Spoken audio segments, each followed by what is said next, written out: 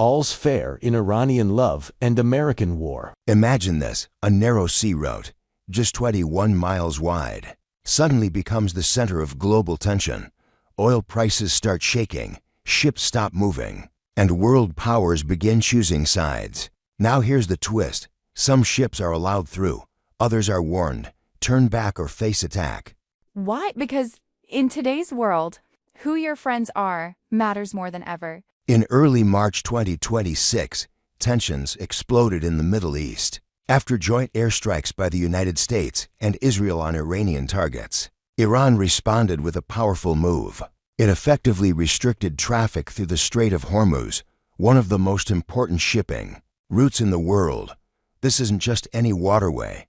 Around 20% of global oil passes through here. Huge amounts of gas and essential goods flow daily. Think of it like a global energy highway, suddenly blocked. Is the strait fully closed? Not exactly. The U.S. Central Command says the strait is still technically open. But reality? Shipping has dropped massively. Major companies stopped using the route. Tankers are waiting outside. So while it's not officially closed, it's too dangerous to use freely. The big twist, selective access.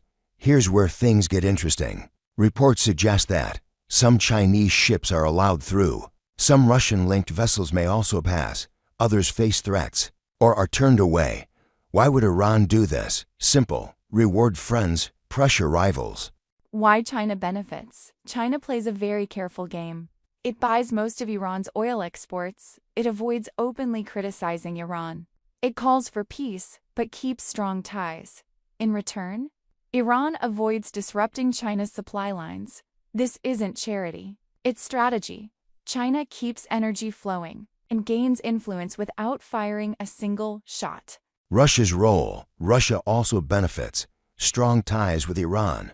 Shared opposition to U.S. influence. Energy cooperation. With Middle Eastern supply disrupted, Russia can sell more oil to Asia. So while others lose, Russia fills the gap. Why this is dangerous? Now, here's the risky part. The U.S. under Donald Trump is considering escorting ships through the strait, providing insurance for shipping companies. Sounds protective, right? But think about it. Iran has missiles, drones, naval forces positioned nearby. One mistake, one attack, could trigger a full-scale naval conflict. Europe's mixed reaction. Not everyone agrees with the U.S. approach. France and Spain are cautious. They prefer de-escalation. The United Kingdom is mostly defensive. So instead of unity, the West looks divided. The hidden crisis, not just oil. Most people think this is only about oil, but there's something even bigger. The Gulf region exports key chemicals like sulfur, urea, ammonia. These are used in fertilizers, food production, plastics, everyday goods. If these stop flowing, food prices go up. Farming gets harder. Supply chains break. How this hits you. This isn't just geopolitics. It affects everyday life. Higher fuel prices, more expensive groceries, delays in products, rising inflation. A crisis in one narrow strait impacts the entire world. China's bigger advantage. Here's the bigger picture. China is already the world's largest producer of many chemicals, a major industrial powerhouse. With Gulf exports disrupted, China can step in and dominate supply.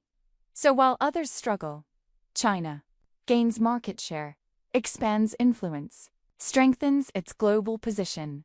Iran's strategy. Iran isn't acting randomly. Its strategy is clear.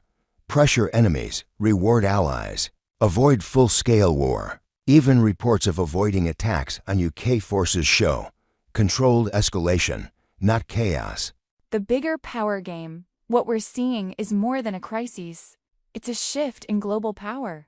U.S. trying to protect global trade, China gaining quietly, Russia expanding energy influence, Europe staying cautious, and Iran playing all sides carefully. So is this just about a blocked waterway? No, it's about power, alliances, strategy, and a world where trade routes are weapons.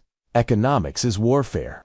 And neutrality can be more powerful than missiles, because in today's world, not all ships are treated equally. Not all nations are targeted equally. And sometimes the biggest winners are the ones who never fire a shot.